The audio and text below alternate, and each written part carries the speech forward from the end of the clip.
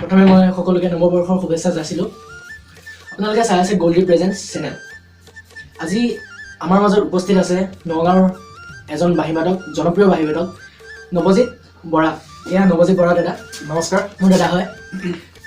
তেখেতৰ লগত আজি অকণমান কথা পাতি চাওঁ। দাদা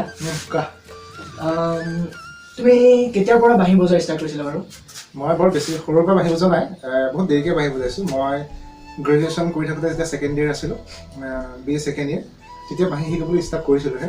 2007 মই বাঁহী শিকিবলৈ গৈছিলোঁ। তেতিয়া মই হায়াৰ ছেকেণ্ড পাছ কৰি graduation second year first year আছিলোঁ, ফাৰ্ষ্ট ইয়েৰ আগতে বোধ কৰোঁ 2007 ষ্টাৰ্ট কৰিছিলোঁ। আৰু তাৰপিছত তেতিয়া নগাঁও দীপক শৰ্মা ছাৰৰ ক্লাছিকেল শিকিছিলোঁ, তাত 3 বছৰমান কৰিলোঁ। তাৰপিছত আকৌ গ্ৰেজুৱেশ্যন কমপ্লিট হোৱাৰ পিছত অফ হৈ গ'ল, শিকিব নোৱাৰিলোঁ, মই কামত সোমাই গ'লোঁ। তাৰপাছত আৰু প্ৰায় 9 বছৰমানৰ পিছত আকৌ ষ্টাৰ্ট কৰিলোঁ। এতিয়া বৰ্তমান মই আকৌ শিকি আছোঁ। নগাঁৱৰ জনপ্ৰিয় বাঁহীবাদক সকলোৱে চিনি পায়, তেওঁক প্ৰাঞ্জল বৰা ছাৰ, তেখেতৰ তাত শিকি আছোঁ এতিয়া।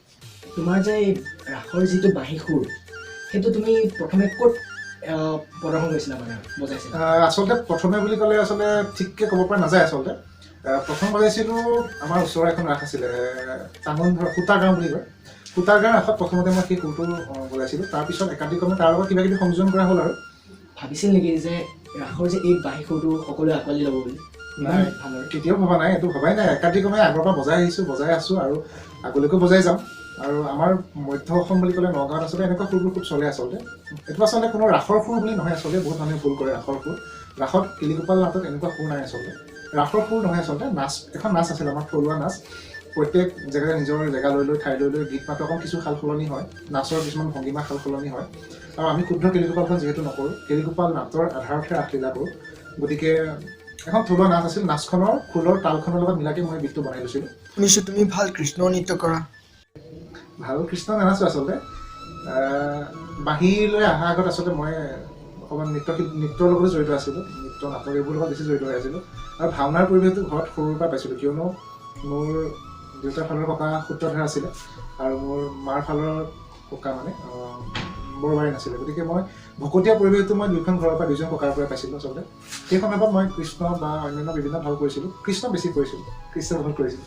আপুনি কৃষ্ণ নৃত্য কৰোঁতে বাঁহীও বজাইছিল?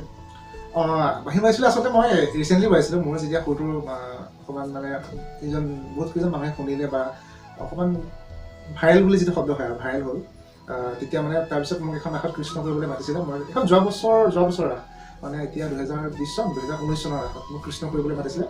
ত' মই কৃষ্ণ কৰিবলৈ গৈ চবেই ক'লে যে সুৰটো তুমি নিজে বজাব লাগিব। কিন্তু সেইটো সময়ত অকণ অসুবিধা হয়, লিপষ্টিক লগাই থোৱা থাকে, মেকআপ চেকআপ থাকে, আৰু মাইক্ৰফোনত বজাব দিগদাৰ। অকণমান নাচি থকাৰ মাজত তথাপিও আজিকালি এইবোৰ মাইক্ৰফোন ওলাইছে নহয়, হেডছেট মাইক্ৰফোন। ত' হেডছেট মাইক্ৰফোন কমিটিয়ে চাউণ্ডৰ মানে ফিটিং কৰি দিলে। তাৰপিছত নাচি বজালোঁ, ফাৰ্ষ্ট টাইম বজালোঁ। আচলতে আগতে কেতিয়াও এনেকৈ বজাই পোৱা নাই, মই বেলেগতো দেখা নাই। কৃষ্ণ নিজে বাঁহী বজোৱা, মই নিজে কৃষ্ণ নাচি নিজে বাঁহী বজাব লগা হৈছে। গোটেই ৰাসখনত নহয়, নিৰ্দিষ্ট এটা সময়ত বজাইছিলোঁ। তুমি বাঁহীবিলাক ঘৰতে বনোৱা? বাঁহী মই বনাওঁ। আচলতে বাঁহীবিলাকৰ খুব বেছি দাম, ইমান বেছি দাম, কাৰণ তুমিতো জানাই আমাৰ ঘৰৰ কণ্ডিশ্যন ইমান ভাল নহয় যে দেউতা মোৰ নাই। গতিকে মায়ে সামান্য পেঞ্চনৰ পইচাকেইটা আমি চলিব লাগে। ভাইটিৰ পঢ়া খৰচ থাকে। এতিয়া বাৰু পঢ়া কমপ্লিট হ'ল তাৰ, কিন্তু সেই সময়ত ভাইটিৰ পঢ়া, মোৰ পঢ়া, তো বাকীখিনি মায়ে যেন তেনেকৈ পঢ়াবহে পাৰিছিল আমাক। গতিকে বাঁহী কিনিবলৈ এটা বাঁহীৰ দাম, মই শিকি থাকোঁতে এটা ইউএছ বাঁহীৰ 1500, এতিয়াতো 2500-3000 হ'ল আমাৰ অসমৰ প্ৰাইচ দেই। গতিকে সেই সময়ত 1500 টকা দি এটা বাঁহী কিনা মোৰ কাৰণে বহুত টান আছিল মানে।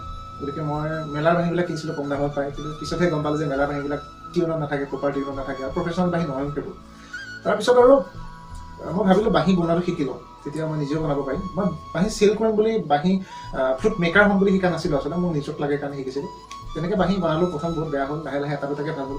প্ৰথমতে 100টা বনালে 100টাই বেয়া হয়, তাৰপিছত 100টা বনালে এটা ভাল হয়, আৰু আজি 100টা বনালে ধৰি লওক 80টা ভাল হয় বুলি ক'ব পাৰোঁ।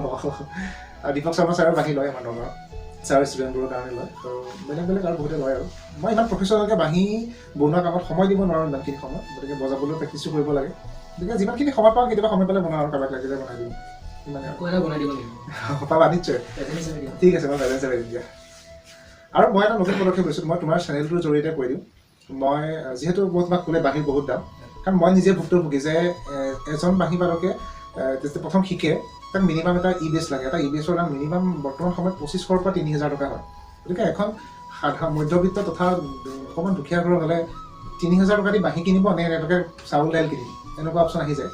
গতিকে মোৰ ফালৰ পৰা মই অলৰেডি মোৰ ফেচবুক পেজ বা মোৰ ইউটিউবতো জনাইছোঁ যে কোনোবাই যদি দুখীয়া ঘৰৰ হয় মই এবছৰত 10টা শিশু বাছি লওঁ অসমত 10টা শিশু বাছি লওঁ মই বিনামূলীয়াকৈ মই বাঁহী প্ৰদান কৰিম ইতিমধ্যে মই যোৰহাট কামপুৰ তাৰপিছত তেজপুৰ গোলাঘাট এনেকৈ ধৰি পেলাই মই 5টা শিশুক অলৰেডি মাজুলী 5টা শিশু মানে 18 বছৰ তলত হ'ব লাগিব শিশু নহয় আচলতে শিশুৰ পৰা চেমনীয়ালৈকে 18 বছৰ তলত হ'ব লাগিব কাৰণ 18 বছৰ সময়লৈকে তেওঁলোকে ইনকাম কৰিব যিহেতু নোৱাৰে গতিকে মোৰ ফালৰ পৰা মই এটা বাঁহী গিফ্ট কৰোঁ মানে প্ৰেজেণ্ট কৰোঁ কোনো পইচা নলওঁ মই কুৰিয়াৰ চাৰ্জো মই নলওঁ ওচৰত হ'লে মই নিজে গৈ দি আহোঁ আৰু যদি দূৰত হয় তেতিয়াহ'লে মই কুৰিয়াৰ কৰি দিওঁ অলৰেডি মই 5টা শিশুক দিলোঁ যোৱাকালি এটা মাজুলীলৈ পঠালোঁ মই আৰু যদি তেনেকুৱা কোনোবা থাকে মোৰ লগত যোগাযোগ কৰিব কিন্তু আৰ্থিক অৱস্থা বেয়া হ'ব লাগিব যদি ঘৰৰ অৱস্থা ভাল তেতিয়া মই দিব নোৱাৰিম কাৰণ তেওঁলোকে নিজে কিনিব লাগিব তেতিয়া যদি আৰ্থিক অৱস্থা বেয়া হয় তেতিয়া আৰু লগতে আগ্ৰহী হ'ব লাগিব এনেই জোৰৰ ওপৰত ফূৰ্তিত বাঁহী এটা খুজিলেও নহ'ব তেওঁৰ আগ্ৰহটো মই দেখা পাব লাগিব তেতিয়া মোৰ লগত যোগাযোগ কৰিলে আৰু মোৰ কণ্টেক্ট নাম্বাৰটো তোমাৰ চেনেলতে কৈ দিছোঁ 9854103920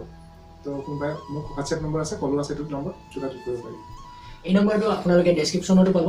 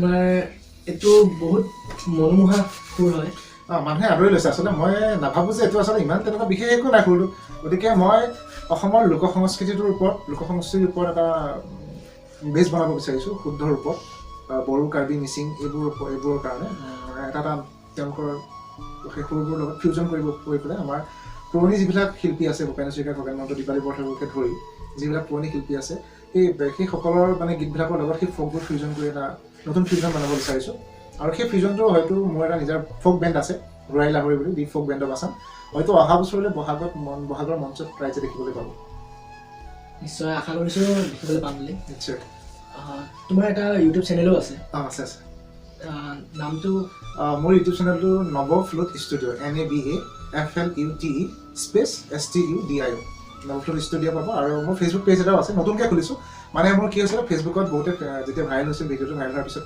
বহুতে ফ্ৰেণ্ড ৰিকুৱেষ্ট পঠিয়াইছে আৰু ফেচবুকতো জানাই তুমি 5000 লিমিটেড থাকে মানে ইমান এতিয়াও মোৰ মানে বহুত ফ্ৰেণ্ড ৰিকুৱেষ্ট একচেপ্ট কৰিবলৈ বাকী আছে বহুতে বেয়াও পায় মেছেজো কৰে যে তুমি লেবেল হৈ গ'ল কিবা হৈ গ'ল এনেকৈ কোৱা মানুহ আছে যে ফ্ৰেণ্ড ৰিকুৱেষ্টটো এটলিষ্ট একচেপ্ট কৰা মই বুজি পাইছোঁ যে 5000 কেনেকৈ কৰিম মই কাৰোবাক আনফ্ৰেণ্ড কৰি পেলাই তেনেকৈও কৰিছোঁ বহুতক গতিকে চবৰে ৰিকুৱেষ্টবোৰ ৰাখি পেলাই মই তেতিয়া এটা ফেচবুক পেজ খুলিলোঁ নৱফ্লুট অসম বুলি গতিকে মোক আপোনালোকে নৱফ্লুট অসম ফেচবুক পেজতো পাব আৰু ফেচবুকতো আছোৱেই আৰু মোৰ ইউটিউব চেনেল হ'ল নৱফ্লুট ষ্টুডিঅ' তাতো মোক বিচাৰি পাব দাদা ৰাসখনলৈ যাব হৈছে সময়ো হৈছে ভাতো খাব আছে তো মই খোৱাত ভালেই আৰু খাই মোৰ চেহেৰাটো অলপ দেখা গৈছিলে বাৰু যি কি নহওক মই আচলতে ইণ্টাৰভিউ দিব পৰাকৈ সিমানখিনি যোগ্য হোৱা নাই আৰু সমগ্ৰ অসমবাসী ৰাইজে বহুত মৰম দিছে এই সুৰটোৰ জৰিয়তে আৰু যিটো সুৰৰ জৰিয়তে মই সমগ্ৰ অসমবাসীৰ আগত এনেকৈ আজি এওঁৰ ওচৰতে এনেকৈ মানে ইণ্টাৰভিউ দিব পৰাকৈ আহিলোঁ গতিকে সেই গোটেইখিনি আচলতে সমগ্ৰ অসমবাসী ৰাইজে মৰম দিয়াৰ কাৰণে হৈছে ভাইৰেল বস্তু আমি নিজে কৰিব নোৱাৰোঁ ৰাইজে কৰে মই কেতিয়াবা আমি কি হয় তোমাৰ যদিও শেষ কৰিবলৈ আছে মই অকণমান কৈ দিওঁ হা